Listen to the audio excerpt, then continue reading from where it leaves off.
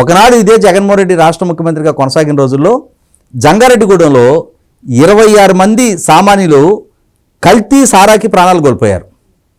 అలా ప్రాణాలు కోల్పోయిన అంశం ఆ కుటుంబ సభ్యులు సారా తాగటం వల్ల, నాటు సారా సేవించడం వల్ల ఈ మరణాలు సంభవించినాయని చెప్తా ఉన్నారు.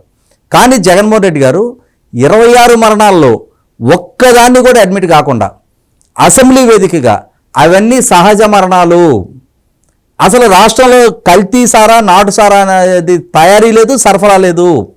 ఒక పక్క ఎక్సైజ్ డిపార్ట్మెంటు వాళ్ళ మంత్లీ రిపోర్ట్స్లో ఈ నెల ఇన్ని లక్షల లీటర్ల బెల్లం ఓటం ధ్వంసం చేశాం, ఇంతమంది మీద నాటు సారా తయారు చేస్తున్నందుకు కేసులు నమోదు చేస్తున్నామని చెప్పనేమో వాళ్ళ రికార్డ్స్లో మెన్షన్ చేస్తూ ఉన్నారు.